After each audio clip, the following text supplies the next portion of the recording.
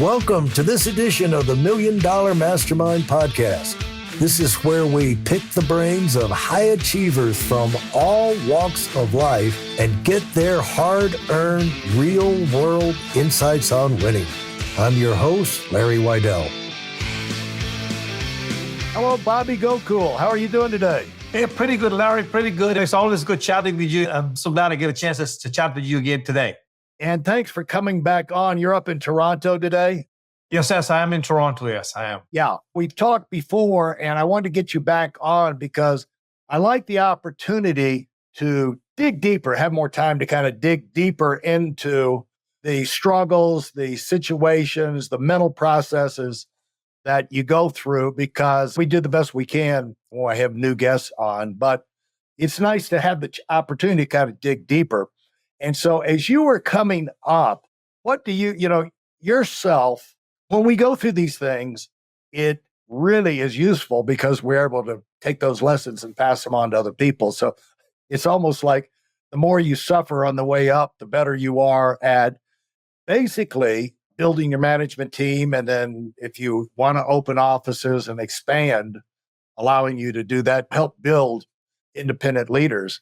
So because everything you've gone through, they're probably going to have to go through at one time or another. So as you were coming up, how long did it take you to really break through? I mean, and how confident were you when you started into your business that you're in now? Was that a scary thing, or was that a natural thing, or did you have a lot of confidence right from the beginning? Larry, when I look back today, for me, so when I started my business, if someone was to interview me and look at my credentials and my expertise to do what I do today, there's no way they would have hired me. Yeah. I mean, when I came in, I was extremely introverted. I had done some part-time telemarketing sales because I did that out of necessity to make some additional part-time income.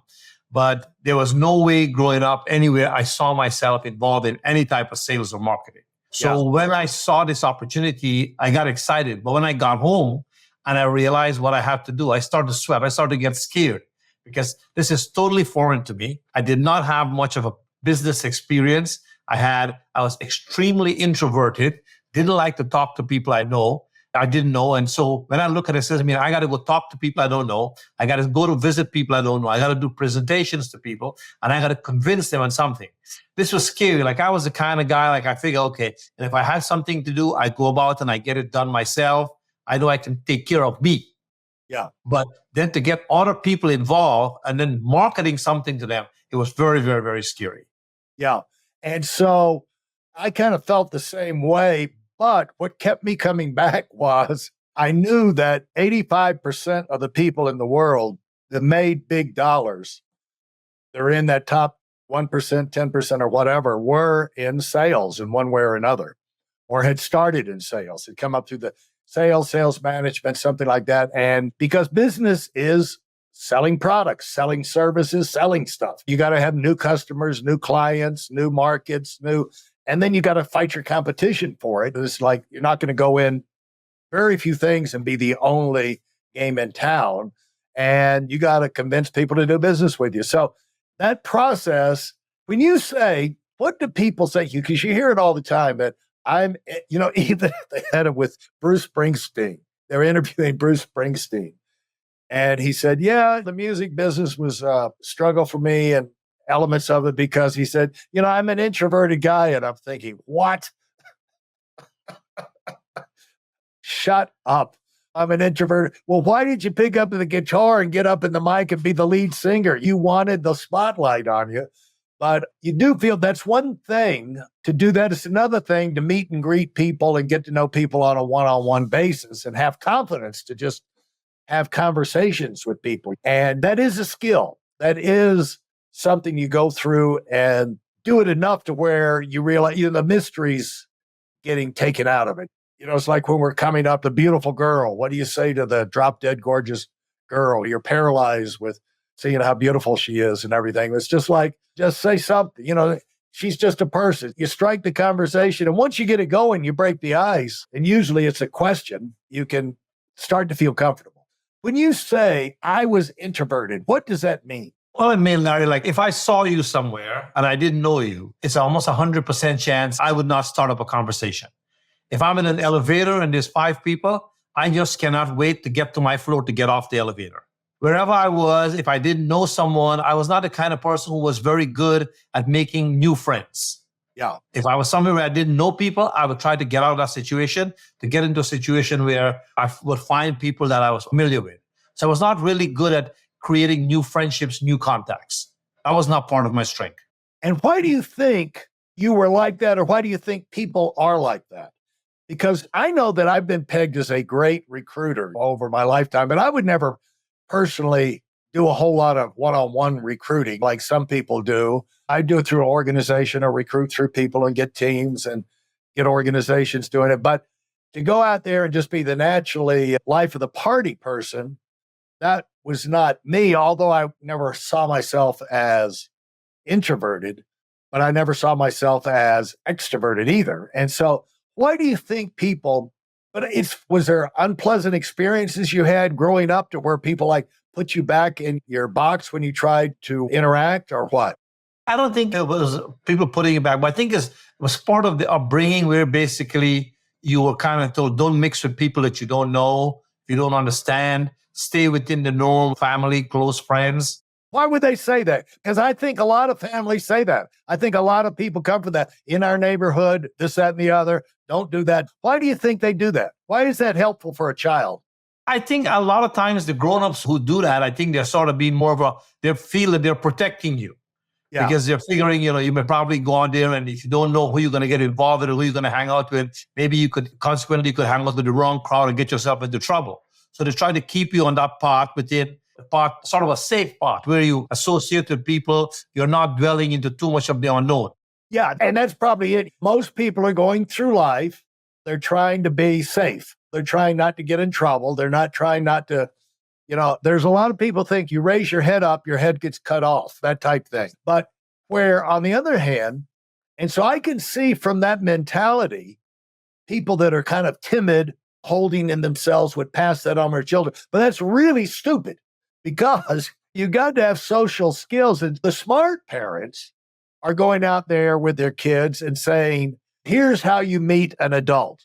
They say, here's Mr. Johnson. And they'd go out of their way to introduce their kids to adults and say, this is my oldest son, Bobby, or my oldest daughter, Mary, and she's doing this, that, and the other. I'd like you to meet Mr.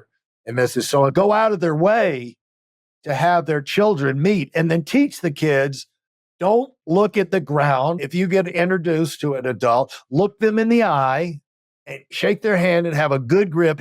You train them on having a good handshake and a smile. Smile, look them in the eyes and say, nice to meet you, and be positive in that situation. The smart parents are teaching their kids social skills in meeting new people right from the beginning, rather than say, don't go out there, you hide in the shadows. Who raises their kids to want them to grow up and be hiding in the shadows? You hide in the shadows, you stay in the back.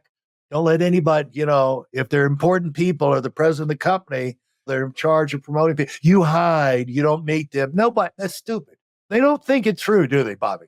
It is so true. Larry, a lot of times, like it might go back at my own upbringing, it was basically taught like, you study, you go to school, you study, and you do. But looking back now, you look at, I don't think my parents understood the significance of marketing skills. It doesn't matter what you know. It's important how you can market yourself. And like you said, it's such a big significance to a young person life for them to be taught social skills. Like right. Exactly what you just said. When you meet someone, how you communicate, you should exude some confidence. Learn to ask questions. Learn to be able to pick someone's brain. You meet somebody, ask questions so you can learn something, as opposed to just avoiding those situations. And I think that is such an important part, in the upbringing of any child. Because that confidence, I think, will take you very, very far in life. And I think its importance, people have not stressed the significance of the importance of mastering good social skills. For those of you who are sick and tired of fooling around and are dead serious about wanting to move up fast, I've got something especially for you. I've combined the best insights from over 40 years in business and making $70 million in income and compressed them into a free webinar. That's right, it's a free resource.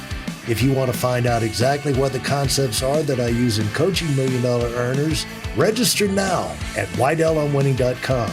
You'll discover the 5-part framework used by so many to reach their financial, personal, and professional goals. You can find that link in this episode's show notes.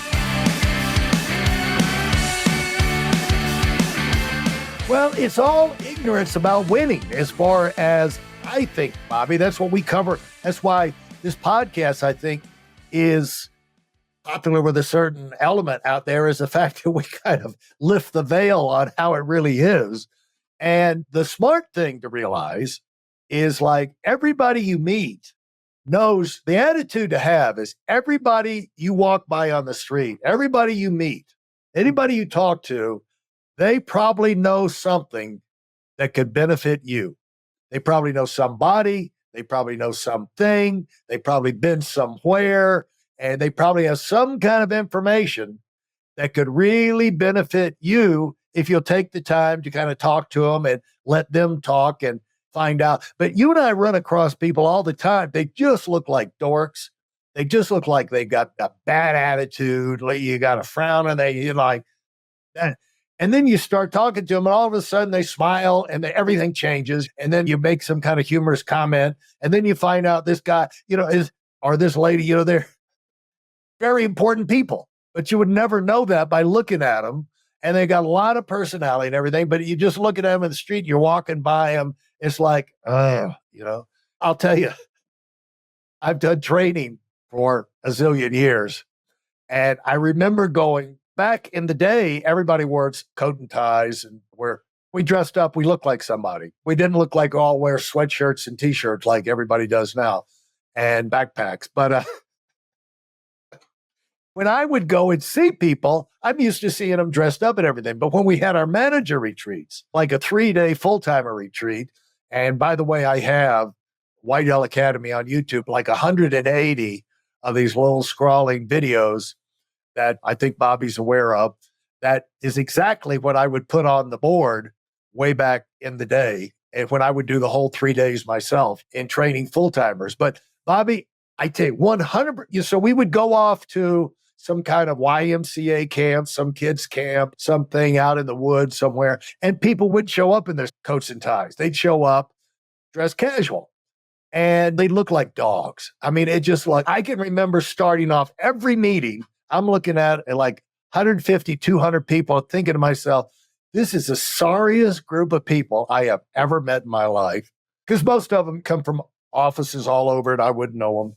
And I like, God, we got the dregs of the world here in our management team. Like, this is hopeless. But then what happened? Then you go an hour or two, then you take a break, and then you have another session, and then you have a break for dinner, and then you have a night session, and then have a break, and you're talking and mingling, and they're coming up and interacting. What I'd find by lunch of the second day, I mean, my mind completely changed. Like, these are the most impressive people I've ever met in my life. It's like, there'd be people out of DC that ran government agencies or something. They had like 5,000 people underneath them back in where they came from, or you have actually doctors in there, lawyers in there. You have CPAs that have their own company, but they're trying to expand. And you got people that have been around the world. Incredible people who came to us because they were looking for a better opportunity. They want to move up. They want to try something different. They want to get freshened up. But when I looked at them, it's like every single time it was like, I'm just gagging at these people, just looking at their faces. But then when you got behind the faces and you got to find out who these people are, it's just mind-blowing. And life is a lot like that. If you can either go up and down the street with this closed-minded attitude that everybody's an idiot, all not really looking to break down the ice and really open yourself up to learning some new things, meeting some new people, because the person you meet, they might know somebody who is exactly who you're looking for. They might have the perfect answer for a problem that you've got. And I heard this way long ago out in Keystone Resort. One night I was talking to the video guy I'd hired to video our family for going out there and doing a ski trip. and they did that as a service. So we had met for dinner, and he had this phrase that I remember him saying, I've never forgotten. He said, when you're talking, magic can happen. Whatever the situation is, magic can happen especially if you got two high-powered, positive type people. Just talk. It's like here. It's like why I love getting on with you. Is like, I don't know what's going to happen. We're going to start talking about some subject, but you got a chance for some magic to happen here, and people listening in have a chance to spark some fires in their mind about moving forward. But as you go forward, how did you force yourself out of that? Because you're going to have to force yourself. You're going to have to be introverted your entire life. I remember Mark Cuban on Shark Tank. One time they had this lady, nice lady, and mild-mannered, but she had some great idea. Don't say what it is right now. Something to do with shoes, and sounded pretty good. But she said, well, at the end of it, he said, have you been to trade shows? Have you been to this? What have you done on marketing so far? And she said, well, I haven't really done any of that yet because I'm introverted and it's just not my personality. And so Cuban said, okay, I'm out. He said, if you don't believe in your product enough for you to go past your natural inclination being reserved and introverted, you don't want to do this bad enough to get past that, I don't want to be in. That tells me you don't believe in it enough, because if you believed in it enough, you would go past it. So obviously you believed in what your new opportunity enough to put yourself to go past it. But how hard was it, and what were those steps? You know what? It was difficult, Larry, but there's a couple of things as you were speaking there. I'm thinking there's a couple of things. I remember very early, I was reading one of Dale Carnegie books, and he said, everyone you meet who crosses a path with you will either leave you better than they met you or worse than they met you. And I said, I'm going to take on the approach that everyone who meets me is going to leave me better. So I started working myself aside. So whenever I meet someone, and the other thing, a couple other things about, your quality of life is based on the quality of questions you can ask. So I started to learn how to ask questions. And then later on, I was reading one of Tom Peters' book, and he said, life is sales. And I said, I have got to learn, because I don't know this stuff. It didn't come naturally to me. I was not taught about this stuff before I started business. But I says, these things are crucial. It's very, very important. So at any point, I have to consistently be putting forward a proposition, but not just put that proposition, but sell that proposition and sell it to the person so that they can know that their interaction with me will leave them better than when they met me. So these little things I says, you know what? I don't know. But one of the things I think was a good quality I had is that I always felt that whatever I was going to do, I had to be a good student. I had to learn. So I started to learn these things. And as I started to learn, I started to get better. And like you said, when I started to meet people in the initial meeting, maybe the first 5, 6 minutes or 10 minutes of the meeting, it didn't seem like there was a lot. But once I established a connection, and so that's another thing that I worked very hard on, to get somehow to connect with that person, I realized, man, if I didn't do this, I'd literally be walking away from a gold mine. Yeah. Because this person has so much to offer. And when they're comfortable with me and they feel that we have something in common, it's amazing to see them open up and see how talented they are. And it says, you know what? They're probably just like how I was when I started. They can be a lot more, but they really don't know how to bring it out.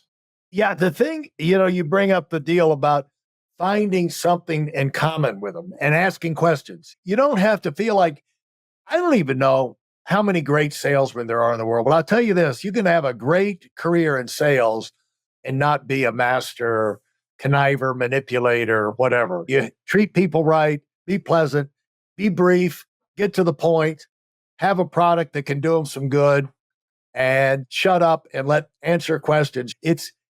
Answer their questions, and then if you want to dig deeper with them, have the right questions to ask them to send them down the road to where you want them to go. I had at one point in my life where I was immobilized and all I could do was write.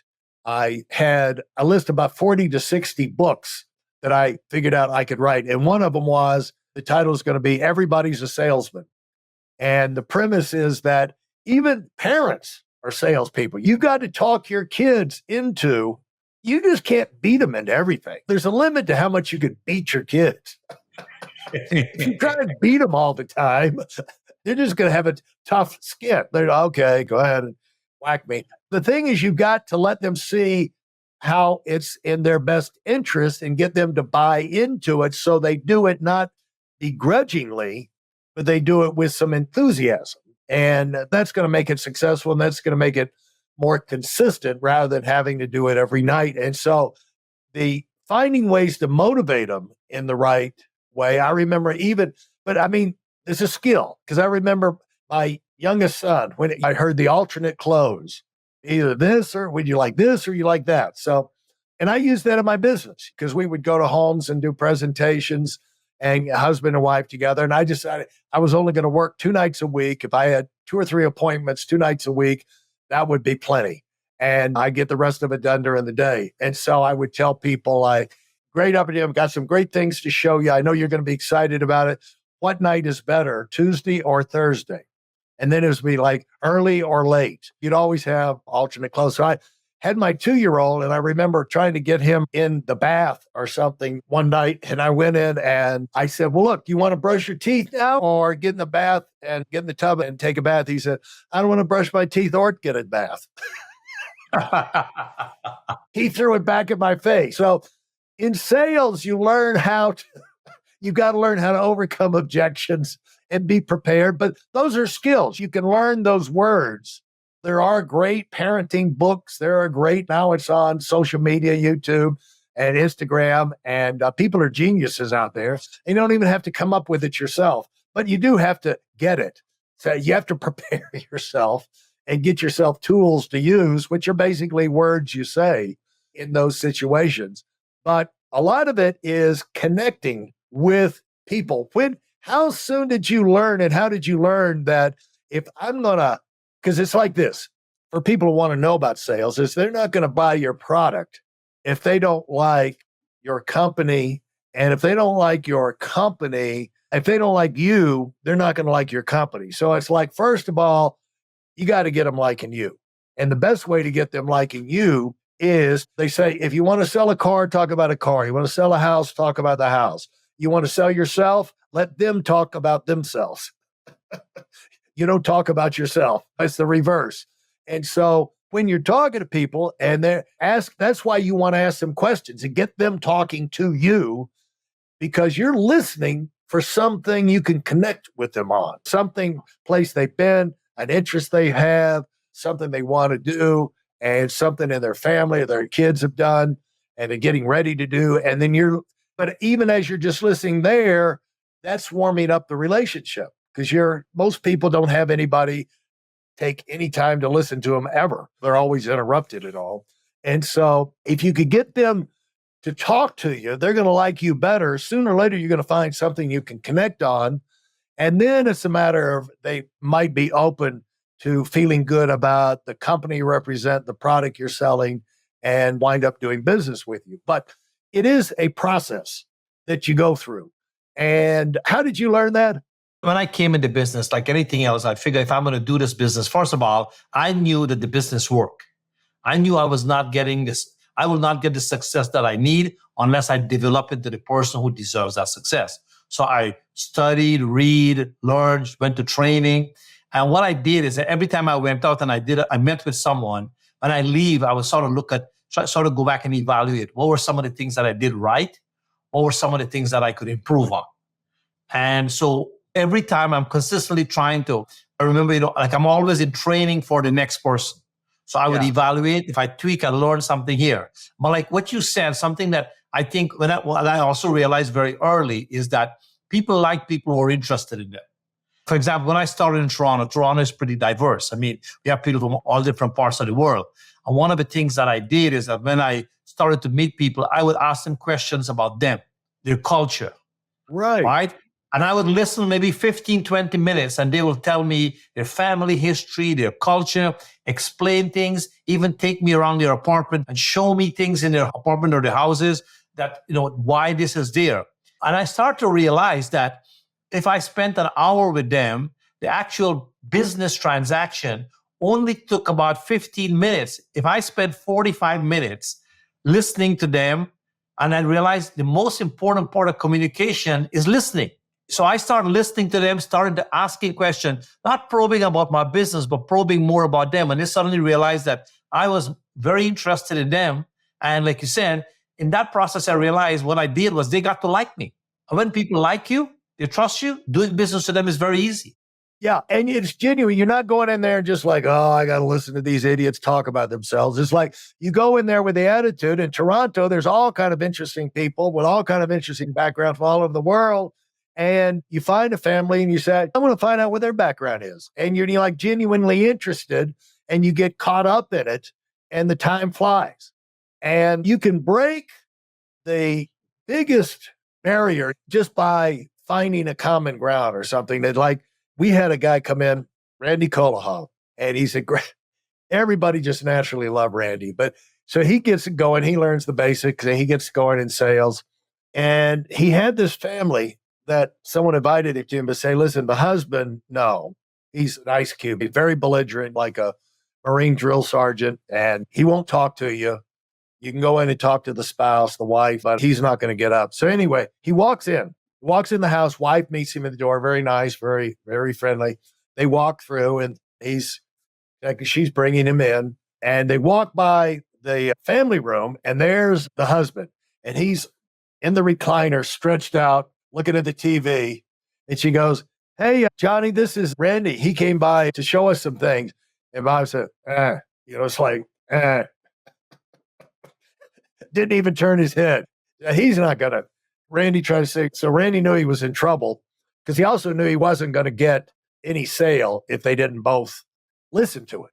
So we had to get past the drill sergeant at some point. So anyway, she's bringing him into the kitchen. They were going to sit and spread things out in the kitchen. They walked out, turned down this hallway, and there's a big fish mounted on the wall. So Randy goes, he realizes the deal. So Randy's looking for common ground. So he goes, now they're down the hall and they're not in the room, the family room where the guy is. But he goes, wow, who caught this fish? And he said, immediately, the guy jumps out of the recliner, comes around. He said, I did. He said, boom, boom, boom, got this. He said, from this point on, you couldn't shut him up.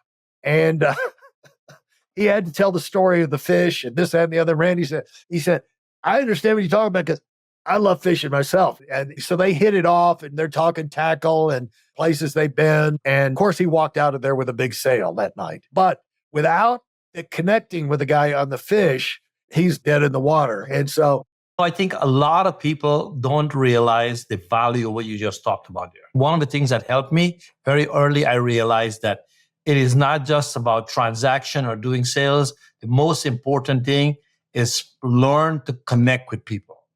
And I think if people realize that, don't worry about your products and your services. You connect. Once you believe in for me, I knew what I was doing was good for people. It's going to help people. But it didn't matter if they didn't get to like me and trust me.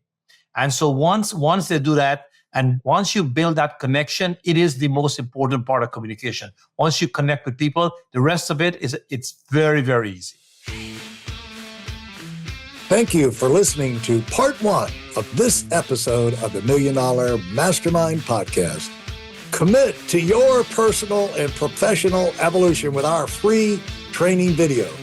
It's designed not just as an educational session, but as a transformative journey for those bold enough to aim for the stars. This isn't just any webinar. It's a roadmap to achieving the extraordinary. It's tailored for those who dare to dream big, and yes, it is completely free. Join us in a network of ambitious professionals ready to take their careers to new heights.